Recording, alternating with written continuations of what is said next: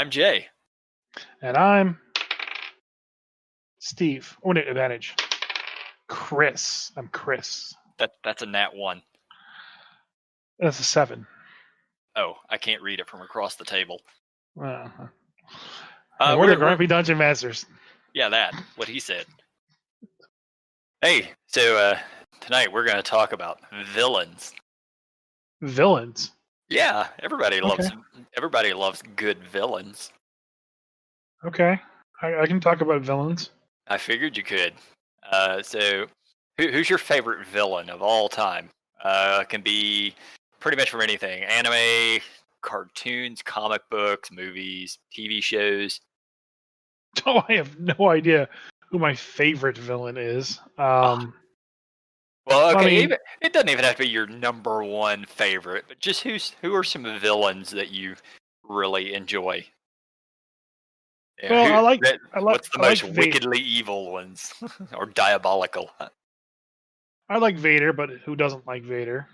Yeah, Vader was a good villain. He got the redemption arc at the end, so. Yeah, and I guess that's kind of the villains that I like a lot. Is like the Vegetas of the story world, where they come up and they are a villain, but through whatever circumstances, the team starts, they change sides for whatever reason, even if it's not permanently, and continue to be the villain or just help the heroes out every once in a while. Those are usually my favorite villains. Like the Big Show from wrestling. I like Gold Dust a lot, so yeah, I guess from a villain standpoint, those two work. I like villains that have large world-destroying powers. So sometimes I'm on board with that. My favorite villain of all time is Thanos. Yeah. Not the movie version, but the fucking comic book version. There's a big difference. Yeah. So like I was to give an example. My point is Chrono Trigger. So Lavos is essentially the villain of the entire video game. An extra, not extra, but interplanetary space cockroach that destroys planets whenever it wakes up. But along the way, there are multiple villains that show up that are either aiding Lavos unknowingly to their detriment, or they're trying to stop Lavos but are doing it in very unheroic ways. Magnus is the villain in that series, and he, is trying to stop Lavos via this magic spell. Spoilers for a 30-year-old game, and the heroes go in and stop him, which stops his spell, which stops the destroying Lavos, but it wouldn't even have worked if he had done it. So he eventually kind of like agrees to help the heroes and continue the journey to defeat Lavos through all of space and time. So I like that kind of villain and like that kind of story. I like the grander, bigger, ultimate evil because it's very easy to get people to focus on killing or not liking that bad guy, and then having side villains that pop up that either they just destroy and then you never see them again, or that they have a redemption arc. That a lot in comic books, especially. You get that little the main villain is Doctor Doom, but he's got 6 henchmen that have names and superpowers that are working for him, but they're just going to lose to the heroes. Yeah, forget all about them after a while. Like Zuko is a really good villain too from Avatar: Last Airbender. Yeah, Zuko was a great villain. Yeah, it starts off just single-minded, single focus. You didn't like him at all, and then it turns around and has this amazing redemption arcs through season 2 and all of season 3, to the point where like you have these parallels between him as a hero versus him as the villain, and all the other heroes and what they're doing. Mm-hmm. One that I see occasionally that's interesting to me, just as a method of altering villains, isn't necessarily the redemption arc, but the going from pure villain to sort of neutral and not an overall horrible guy. And a lot of times it's just because you get more of the history of that person fleshed out over time through the storytelling. Just sort of off the top of my head, You have Artemis Entreri from the Dris Duerden novels. Like he starts off the first several books, his entire purpose for existing is to hunt down and kill, Drist. And after a God, I while, wish he was succeeded. after a while though, he finally gets over that. Sort of, does his own thing and just they start writing novels about him and the other people he wanders around with. Another one in a similar vein is Deadpool. So Deadpool, when the comics first started, when Rob Liefeld was writing him in as just another supervillain, that's it. There was nothing fleshed out. He was just another supervillain. He didn't have all these amazing powers. Instead, he had guns and swords and kung fu, and that was about it. And after, just over time, for whatever reason, I guess different writers started writing him somewhat comically. Then he started breaking the fourth wall. And at that point, he got really popular. So they decided to sort of redeem him in the eyes of everybody.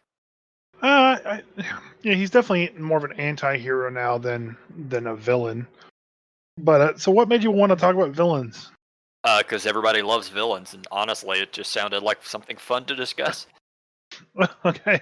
You can't have proper heroes, especially in a Dungeons and Dragons game, without a proper villain. Anybody you can run a campaign with no long-term goals, with no end point, and not have any true proper villains. Just run the monster of the week, or there's some dragon. Doesn't matter what his name is. But if you really want to draw the players in, they need to know who somebody is, and they need to hate that guy for some perceived reason. Well, actually, a lot of the 5e books, they don't really have set villains. Really, I don't really utilize the modules. Right. So, like in Waterdeep, there is no villain per se. There's actually 4 villains. Yeah. Depending on the time of year in which you run your module, the villain changes. Well, but What's interesting? That still What's works. interesting? There's 4 villains. Well, what's interesting is you actually accomplish the entire module, the entire adventure of Waterdeep, and you never actually encounter the villains. Well, it's. I mean, I guess they have an ending to it. I'm not super familiar with it. So the story of Waterdeep kind of works like this: like you stumble into this large conspiracy of a MacGuffin, trying to keep it spoiler free. So there's a MacGuffin that you come across, and there's a mystery as to why is everyone chasing this MacGuffin. And once you have that MacGuffin, you realize that everyone's searching for now they're chasing you. everyone's searching for this hoard of dragons, which is just a giant pile of gold that's hidden somewhere in Waterdeep. And you kind of use the MacGuffin to find your way to get to that giant pile of treasure.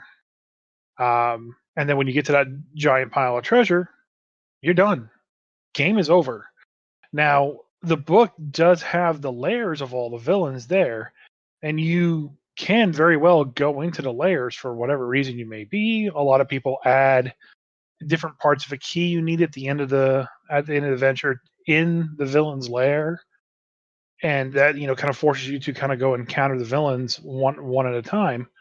But ultimately, the head villains, like Xanathar, is one of the villains. Xanathar is in Waterdeep. You can go fight him and kill him, but you're not going to kill him. He's going to kill you. So it's interesting how that entire module is written, where you don't really ever encounter the villain. And then even in Baldur's Gate, Descent into Avernus, you don't have a major villain. There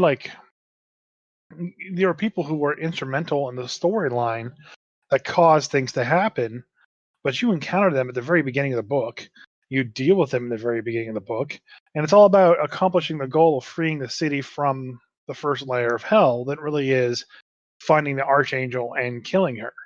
Mm-hmm. Because ultimately, even if you do the entire book, you're not going to be high enough level to go do that. Same thing with Waterdeep. Waterdeep, you end at level 5. There's no way you can beat. Yeah, you're not fighting Xanathar that early. Not if you're smart. I mean, you could go through and do the sequel to the book, which is the Dungeon of the Mad Mage, and do that whole thing up to 20. Then you can go kill Xanathar. But it's Whether or It's not the yeah, story has a particular one villain, at the same time, everybody knows Xanathar. We're all familiar with him. You know, he's a beholder. Beholders in general are evil, and he is a villain. So he's got history. He's got story. Everybody loves to hate him. It's like the Red Wizards of Thay. They've been utilized in the Forgotten Realms for, I don't know, 30 years at least at this point. And if you see a red wizard in game, you immediately know, oh, that person's evil. That person's a villain. And you don't ever yeah. find like low end red wizards out and about. You know that whoever you come across generally has an entourage with them. They're somebody of note, things of that nature. Yeah, I think it's very important to have something to rally your people around. And if you don't have that, then much like the current adventure books, having an objective that people can rally around. One of the two things are definitely needed. Yeah, yeah, absolutely. Even if you don't have a BBEG, big bad evil guy at the end of it, you still need an objective, like you were saying with Avernus, getting the city out of the first layer of hell. Yeah, Yeah, that's a good objective. yeah. So I was actually I made a post up on Reddit about some guy who was having difficulties with doing the Lost Mines of Falendever or whatever, Yeah, yep. however it's pronounced, and he kind of basically gave his PCs this massive power boost near the end of his campaign setting, and he needed to figure out how to basically push it up to basically fight the bad guy at the end of that. And so he seemed to do a pretty good job. He balanced it. He added some spiders, and there was a doppelganger from earlier in the fight that he decided to bring in at the end of the fight, and turned around. He I think either he almost TPK'd them or he did TPK them with the encounter. Oops. Um, oops. Yeah, but this is how it goes. Sometimes the villains win too, and I Yeah. think that's something that's hard for DMs to do, especially when they're newer. Is let the bad guys win. The By the time, description you gave of Xanathar earlier is perfect. You know, people might not realize how dangerous he really is, but if you go and fight him at 5th level, you're going to figure it out very quickly. yeah, and by the time this podcast comes out, I'm sure my group will be done with Tomb of Annihilation, Mhm. and I don't think they're going to Well, win. that's only a couple of weeks, so Yeah, they're not gonna be successful in the Tomb of Annihilation.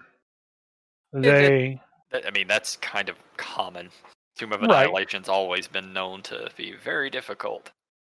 I think they're gonna get to the last encounter, and they're just not gonna have enough oomph to tackle it. They're gonna have to long rest, and they're gonna be on the last day, and essentially have decided that they're not going to have another long rest. If they get to the point where like, okay, we need to do a long rest, game is over.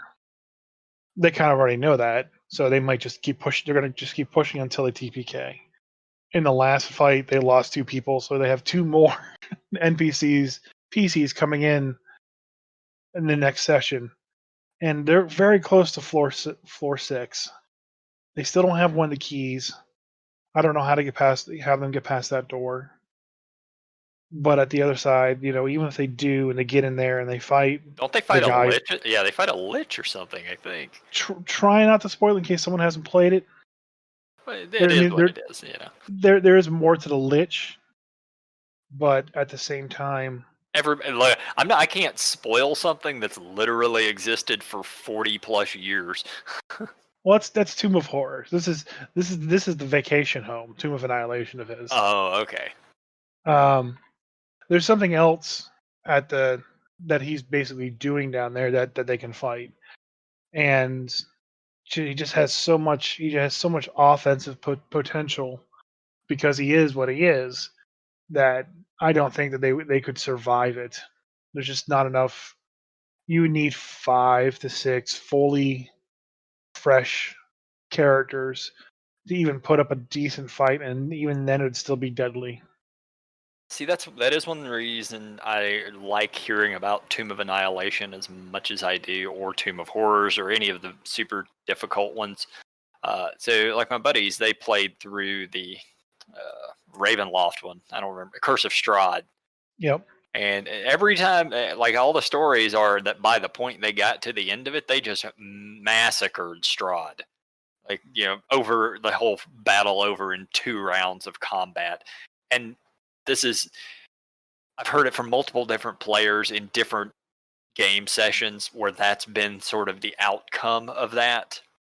Now, Strahd is a longtime iconic villain. Like I remember him from second edition Dungeons and Dragons. So I would expect him to be damn nigh unbeatable in any situation. But yeah, I don't know that all of the current campaigns are written that way. Well, they're actually re-releasing Curse of Strahd come October, Yeah, I heard and that. it's Don't know being why though. well, it's being rewritten because of the changes, Changing languages and whatnot. cha- But changing languages. I think they're updating a lot of stats. good. So Maybe they maybe made they'll make it. Hopefully, they make him a lot more dangerous. yeah, but also too, it was one of the first. It was one of the first Yeah, it was adventures that got released. the second one, I Yeah. believe. Yeah, the Tiamat one was first, and then Strahd. So there's just so much more power in the game now than there was back then. You would have to only play just a straight adventure with none of the other supplements. Yeah, that's a good point. Because nowadays they have mythic encounters in fifth edition. Maybe they will bring in some of that into the Yeah, book and yeah. have mythic level encounters instead. Like I got to play a couple of game sessions of Curse of Strahd way back when, and I'm pretty sure at the time you had just the core books that were out and the 2 modules. There was no Xanathars, no Volos, no anything else of that nature. So we had to pretty much play what was in front of us. I don't even recall what I played. I think maybe a monk. Yeah, I was a monk. But the DM, he hadn't DM'd in more than a decade, so he was kind of new to it. Definitely was new to fifth edition. He ended up overpowering us early on, and then I think the whole game sort of fell apart. When you're not challenged, it ends up not being a lot of fun. No, it definitely doesn't. And actually, that kind of led into the thing that I wanted to talk about today. Oh, okay. What's that? DMs overpowering their PCs and then complaining about it. Oh, don't complain about it. I've overpowered my PCs before, but I don't complain if I do it. I just upstat the monsters to sort of match the power levels if necessary. But So, I've also got a lot of experience in that realm. so there was a player on Reddit who was complaining about his DM and how his DM kind of like let one of the players just kind of go crazy with homebrew rules and misreading rules to basically do whatever he wanted to get this stupid overpowered PC at level 8. So the level 8 player, and I'll kind of paraphrase what he said here, made a war sling that does 1d12 damage plus dex plus int because he uses magic stones, the cantrip on it. And then he convinced that the DM that his slingshot should do bonus damage to creatures that are large or bigger with an extra 3d8 die tacked on top of that. What? Then he harvests poisons from wyverns to do an additional 7d6 poison damage on every single rock. So the full attack is 1d12 plus dex plus int plus 3d8 plus 7d6 at level 8. Every attack is a pretty good sized fireball, effectively on an. Yeah. But yeah, that's a little And then on top of overpowered. that, this guy is he's not a plate wearer. He's like a monk or something like that. And he has a 21 base AC and has a shield spell. So effectively a 26 AC for most combat. Right. So the player was basically very kind of, what should he do? He fears talking to the DM. The player doesn't give a shit because the player is having fun at the table, but he's doing everything. And I give him some words of advice. Just talk to the DM. Talk But talk to the DM. Period. That's my advice. If you're not having fun because another player's ruining it, then something needs to change. Whether it's that person walks away from the table or the DM reins in his table, something has to give. right. But the problem here is that it's the DM that allows this to happen. Yeah, I You mean can't. the DM needs to rein that in. And it kind of goes back to the thing with the villains. Like, if you create a villain for a campaign, he can't be unbeatable either, No, he unless has to it's have stats. an unbeatable boss. There are a few exceptions to that. So, like, even in the one shot encounter that I created and released on DM's Guild, and at the time this podcast should be available there for download. Please download it. Check it out. Links below. Even the feedback that I got from everyone who play tested it was, that. So I created a PC, an NPC, for the one shot, and I didn't But care that it was overstated, but it does matter because if the players do fight them, they're not going to win. And our friend made a really, really good point that why the hell are the players going to go off and do this adventure when this PC go do it. NPC Yeah. can just go do it himself? And even specifically say the only reason he doesn't do it is because it's taken away from the town. Well, PCs can just stand in town, and while this guy goes off and solos the entire dungeon himself. So, I nerfed the crap out of him, and you kind of have to almost be told sometimes too by other people when you're in a situation where you've built something that's just way too strong or way too powerful, and rein it back in. There can be times, obviously, where players could come across situations they cannot handle. If you go after Xanathar at level 5, that's on you. The general stuff that they are being led towards should be in their power range. Otherwise, it's just DM masturbation. You getting kicks from destroying players, which is not much fun. And once again, we both said it plenty of times. Just everybody needs to have fun. If somebody isn't, then it sort of ruins the game for everybody else. Yeah, it kind of almost shame on the PC too, or the DM too, for allowing overpowered Mhm. things to happen. I'm not going to tell you how to have fun at your table. If you want to create an overpowered villain and kill everybody at your table, that's fine, as long as the players enjoy it. If the players are actually having fun with it, by all means, go for it. Uh, I don't think they would. I know that I like being challenged. I definitely don't want to come across things that are just way more powerful than us. Yeah, but don't make your PCs almost nigh unkillable or nigh That too, indestructible. yes. Don't give them 1d12 plus 3d8 plus 76 plus dex plus int every single attack, because they're going to tip the scales in every encounter Yeah. you give them. No one at the tells is going to have fun, and you're not playing the game right. You're supposed to be building to magnificent moments that players would remember and what players will enjoy being a part of. If they have it all the time, they just become sensory dead to that, and then they I, won't understand when a cool thing actually happens. Yeah, you absolutely. At that point, you have to push the power level so much higher to even challenge them. It becomes a nightmare to redo a campaign that way. Uh, just as a recent example, so we just started a new campaign, and the setting is it's called the Maw, and my buddy Johnny is running it. And we were starting off at level 7, and it's basically all undead everything. It's a horrible, horrible section of the world that we're exploring.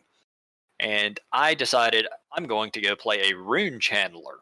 So this is a thing off of the DM's Guild. I'd had the package for a while. I read the class. I played a variant of it in a one shot, and it seemed okay, somewhat balanced. So then we opted, all right, I'm going to go ahead and play the full class of this and see how this goes. After one game session, I, as the player, decided, no, I'm done playing this. This is broke as hell. Because every round, and it's basically, I can't say I was doing massive amounts of damage over everybody else, but just it was so consistent. Every round, I'm able to pump out 40 to 50 points a round easily. And I intentionally had taken some of the lesser powers. At the same time, I always had shield spell, so my AC is automatically just 5 points higher anytime I'm attacked, as long as I'm able to react. Uh, and anyone who hit me had to make a Constitution saving throw or get blinded for a turn. So there was just a lot. There was, you got to be very careful if you're allowing things off of DM's Guild because they are not all balanced. No, they're not. If you're a player and you're trying to play something that you know is broken, just don't do that. Then it forces the DM into a difficult situation where they have to rein you back in. I'm experienced enough to know when I'm doing something broken, and I can rein myself in. Yeah, I mean, and there's certain situations too where it's fun to build that overpowered PC and kind of just go crazy with it, and it's a Every lot of fun. once in a while, Yeah, sure. Maybe I wouldn't do it for a campaign though. yeah, and You like I said, also it's also very important to as DMs to make sure your players aren't doing that and don't give them things that will turn them into unstoppable killing machines, because then the game is just going to die out very quickly. People get frustrated, people will leave, and if they you just won't follow have any fun. if you follow the rules and you stick to the core books, there's going to be some powerful class combinations and powerful things you can do, but there isn't anything that's absurdly broken. So thinking on that note, you got to remember too is that all the books that Dungeons and Dragons releases are play tested very heavily, and they go through a huge design team to get out there. So there is a large balancing pass that happens for all that content. And making homebrew items is great and it's amazing, and you should be doing it. But you got to do a couple and realize that you did them wrong to realize the ones that you do right. So at Adventures League, our youngest player, he was very excited about making his own spells and abilities. And I don't know if I talked about this before. I feel like I may have, but he wanted to create a new spell. And essentially it was a mass resurrection that gave like temporary hit points and full life and reset all your spells and abilities. And it was like level 5. I want So that spell. I really want that spell. so I told him, it was like, it's a you have good intentions, and there's probably a good idea in there, but it's already in game, for one, and two, it's too overpowered at the level that you gave it. So essentially, he basically created the wish spell for clerics. Just Yeah. everybody's alive. Yep. So I told him, it's like, you have to find something at that level, read all the cleric spells that happen at level 5, and then try to think out something that there's a gap that's missing in that, and fix it from there. So at level 5, I think you get one of the better resurrections. So how can you modify maybe that spell to have an interesting effect when people get resurrected, instead of it being a true resurrection, that they come back with an increased stat point or something like that. Something like that. right. You don't want it. It can't be more powerful than the variant of it at that level, because then nobody will take the original one. But you need, if it's a little weaker and does some other stuff, if they're on par with each other, it makes sense. Right. Fireball is overpowered for a reason. The next spell that even remotely comes close to it is like level 5, and it's an ice storm spell or something. No, it's definitely not Ice Storm. It's ice something or other. It does the same damage. Yeah. But it's an iconic ability, which is why it is that. Probably Cone of Cold. I'll have to look it up. But you don't want to create things like that. You don't want to make overpowered PCs. You don't want to make overpowered encounters. It's a hard job. The best thing I can suggest is there's plenty of tools out there that will let you create an encounter and kind of balance it a little bit. Use the resources that are out there from the people who know better, quote unquote, and modify what they've made to make an item or PC or villain around the level that you need. And there's nothing that stops you from making that same villain at a higher stat level later on. Like my PC, I have 3 different variants of him at different stages in his growth of sorts. He's got the one where he's super weak. There's got one where he's like middle ground, and he's got one where he's reached the pinnacle of his, Hmm. storyline. You don't have to start at the top. You can start at the very bottom, and just villains have to grow with the PCs. The PCs have to grow with the campaign setting. The campaign setting has to grow with the DM's world that he's creating. So it's a lot to manage, and it's rough. Yeah, like I know I've told you plenty of times, I'm a huge proponent of altering monster stats. Like I very rarely throw anything at my players that's straight out of the manuals. It's also a matter of knowing what your players can do. For me, if I'm altering stats, most of the time I'm just adding a lot more hit points. I might not change the ACs, I might not even change the damage output, but I'm just adding more hit points because I know how much damage my players can put out in a round, and I want these monsters to be at least somewhat sustainable. Maybe last more than that first burst attack from the sniper who's hitting them for 50 points of damage on the first round. Yeah, see, I don't typically like to do that. I mean, myself, I usually, instead of giving them extra hit points, I just introduce another of the same monster from a different location. I Which hate doing essentially, that. I don't mind doing it if I'm in person, like if we're all together physically playing there, but I hate doing it online because then I have to add more stuff. It's more tokens that I'm then having to keep up with. It, it's me hating playing D&D online that causes me to not want to do that. I find it easy. I haven't had to do it very recently, but there have been a few times where like I've had set up like a shield wall of guards or something like that, and the players have just burned right through it, and the encounter would be over. But I'm like, you know what? From behind you are more guards. Yeah, that were always there. Yeah, I will occasionally. What I'll do is I'll have 3 or 4 more just sort of sitting off in the shadows that they can't see, and if I feel that that they're just sort of steamrolling it, I might have 1 or 2 of them that's already on the map get dragged in. Uh, if I feel that the players are getting a little swamped, I might even pull one of them that they've not seen yet away from it, or just not have them engage in combat. Y- Yeah, It's the ability to sort of freeform the encounter as you feel it, wax and wane. yeah. As much as I don't like changing the adventures and the raw book, it does have to happen. It's just part of the game. It's part of the balance and part of the Mhm. story that Dungeon Master has to tell. Yeah, if you run every single encounter as planned, n- you know, the outcome be damned, your players are going to end up losing fights. And when the players lose a fight, well, usually that's the end of a campaign. Unless it's Tomb of Annihilation, then they're supposed to lose. Yeah, then they just make a new character.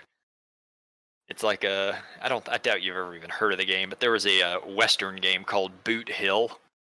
Uh, I used to play it back in the '90s, and it was probably the most lethal system I'd ever played. I can't think of any others that were more dangerous. If your character survived 3 game sessions, it was an absolute miracle. I think my brother had the longest living character I ever saw, and it was about 4 game sessions. It is percentile based, and every time somebody shoots at you, you roll percentiles to see if they hit you. Then you see where they hit you. Then you see, oh, well, that was in the head. That was lethal. Oh, that was a chest shot. Yep, that was lethal. um, so if anyone ever plays the Call of Cthulhu games, that's exactly how that system works. Call of Cthulhu is not nearly as lethal as it was. I actually have Call of Cthulhu. You would lose characters more to madness in that than you would actual damage. Uh, Really, because the one I only get the chance to play it once, and I guess our DM must have had a hard on for killing us because it could be a different edition, or it could be that he just sent you against things you shouldn't have been against. Like, what killed you? Do you recall? Or actually, go ahead and tell me the story, and then we'll. Well, so what killed me was actually of my own volition. But the way he described the campaign was like, yeah, you could be walking down the beach, and if the wave hits you the wrong way, you're going to fall down, and if you land on a spike or you land wrong, your arm will be broken for the rest of the campaign setting. Okay, that's got to be a different edition. Yeah, and I don't know if he listens to this, but the one thing that frustrated me that he did was, I think he was doing this right to the rules. We were fighting some kind of zombie or ghoul, and I had a shotgun. And I put the shotgun in the zombie's mouth, and I rolled high, and I pulled the trigger, and I shot a shotgun in a zombie's head. Okay, Should be the end of and that. Yeah. and he says, okay, that is 1 point of damage. I was like, are you fucking serious? There was an explosion in his head, and it did 1 point of damage. He goes, yeah, all bullets do 1 point of damage. Okay, I get that, but it was an explosion of many thousands of bullets in his head. It was a shotgun, not a pistol. Shotgun, and he didn't like that. I was like that was a bad call. um, Yeah, I mean it's hard. Yeah, if as the DM, he was probably just following the rules as written. But yeah, I mean I see both sides there. yeah, so I died in that story when I decided to, I think, save somebody. No, I had basically picked up a train and I summoned a ghost train, and the ghost train basically took me aboard and murdered me and somebody else. That's And fantastic. yeah, it was great. It was glorious. I loved it. We then were kind of like, okay, well, while this happens and we get to new people, we're gonna do like a little side story addition that happens to it. That kind of like gives more background to the story that we were playing in the main campaign. And we do that, and we all use pre-generated characters that he gave us.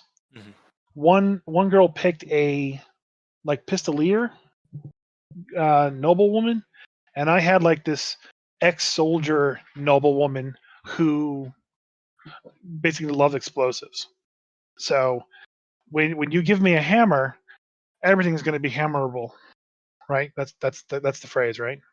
Yeah, that's definitely the phrase. Okay, perfect. So we get to the final. Nailed it. Just like just with my hammer. Yeah, see what I did there? Yeah. So we were doing the final encounter, and they're all up at the top of this tower casting the spell to summon an old god into the world. And I'm sitting here with like a bundle of dynamite going, this is sure gonna suck for them. So I lit it and threw it up there, and of course I rolled high because I used explosives and killed most of the people up there. And then the pistolier chick walked up, took 2 shots. One was a critical to the cultist leader's head, killing him instantly and stopping the ritual. And he was so upset with that we never played again. Yeah, But at least we stopped the old god from summoning. Yeah, I guess he wanted them to complete the ritual so they could summon an elder god and just destroy the world. So speaking of bad guys that need to be beatable, to kind of bring up that point, when we're talking about elder gods, there are some times where villains can be unbeatable, and that's only in the grandiose scale of like old gods or massive deities. So my campaign's a perfect example. Yeah, Cthulhu should never have a health bar. If you're playing a game that has Cthulhu and he has a health bar, they've missed the entire point of him completely. So in the Call of Cthulhu setting, in the edition that I've got, like Cthulhu has a hit point amount. It is a very, very large amount. And he deals an absolutely absurd amount of damage. So, on top of all of the minions that he would have with him, on top of all of the powers and psychic abilities and everything else that he has, there is no chance any player ever actually beats him.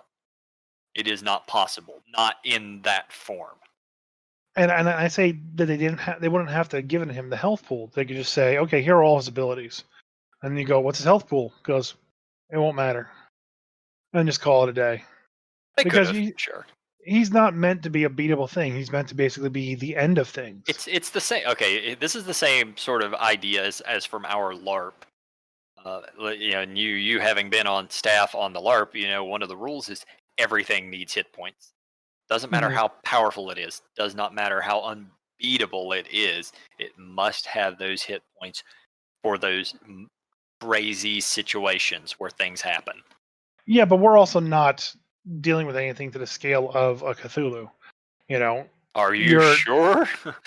Because I have. When we to speak about it, like so when we fought the unbeatable bad guy, there was an entire year of things we had to do to beat that bad guy, and that's ultimately how we beat the bad guy. It wasn't the fact that he had a hit point bar and hit points. No one's going to be able to walk up to the Star King with all of the resources that all of town could put together and actually just beat him down. His health bar was nigh. It's more or less. Yeah. I mean, those are slightly different situations, but that is sort of the basic rule. Yeah, that's what I'm referring. The way you beat him was you do X through Z 4.5 times while wearing a cat on your head, and now you have the appropriate dagger with the appropriate chosen person to stab him in the weak spot for massive damage. With the magical hamster that is inside of the handle, powering this thing as it spins in circles. That's how you beat him. Right, and that's not a health bar per se. That's a it's a gimmick. It's a gimmick, but that's the situation to beat that guy. And then it's possible that you don't even beat the guy; you just seal them away, all like Cthulhu. That's why you never beat Cthulhu. You just send him back home. Yeah, and I'm fairly sure even in that the Cthulhu edition I've got, it says that if you ever kill him, he's not actually killed. He's just put to slumber in R'lyeh. So yeah. So I mean, you can have villains like that, but your level 3 to 5 campaign shouldn't have a villain like that. No, it really shouldn't. Man, there's so many more things I could say about villains, and I think we're definitely going to have to do another episode specifically devoted to what we do with villains. So the only time you're playing like a level 3 to 10 5e setting, where you can bring in an old god, is if you have, I think it's the crap. What is a D&D race that they believe in something enough it becomes real? There's Warhammer orcs. Yeah, it's the Kowtow.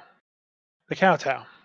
The only time you can have the unbeatable villain in Dungeons and Dragons, like at early levels, is if you have Kowtow or Kutua, however it's pronounced. Quotoa?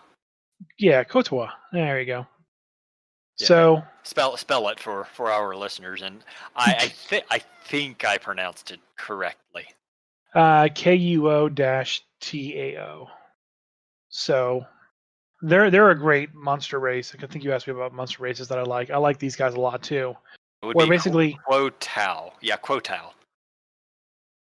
If it's TAO, it's Tau. Yeah. So their main thing is that if they believe in something enough, it becomes real to them. All right. So orcs from Warhammer 40K. So if you happen to stumble across, a village of these guys, and your players decide that, hey, we're going to tell them about the cheese god and how great the cheese god is, and how the cheese god can save them. If you imprint that on them enough, and they start believing in the cheese god, and you start telling all these great stories about how the cheese god is made of Swiss and cheddar, and has 17 eyes and 45 legs, and wields a giant mace, and a little cheese slicer in his offhand, and he can do billion damage in a round. It will eventually become true, and it will be believed into existence by this race, and it's amazing, and I love it because I want to start a campaign with a bunch of murder hobos, and they go murder hobo a bunch of these people, and then they believe that these evil villains that murdered them years ago, and they create the gods that the murder hobos then have to go kill themselves. That could be a lot of fun. You should make a meme of that and throw it on the internet. Like that's something my DM, he like Johnny, he'll do that all the time. Is in our group, he'll post different memes of things that he could do as a one shot. Well, maybe I'll write up as a one shot and put up on DM Or like yeah, my current campaign. or do that. Yeah, so check out the current one, and then check that one out once he's got it written later. In I mean, 2027. yeah. You got one of them done. If you've done one, you'll do another. Just but yeah, I think that's good enough for villains for tonight. We will definitely have more conversations about villains. I think we need to get Mr. Kevin on here at some point and have him talk about villains. He knows a lot about them. Plus, me and him will agree that Jean-Baptiste Emmanuel Zorg is probably the greatest villain of all time. You know who that is, right? No, not a clue. I'm not that old. Heathen. Look it up. Jean-Baptiste Emmanuel Zorg. I can't even spell that. You know who the best villain of all time is then? It's Rita Repulsa. Team Rocket. On that note, bye, Craig.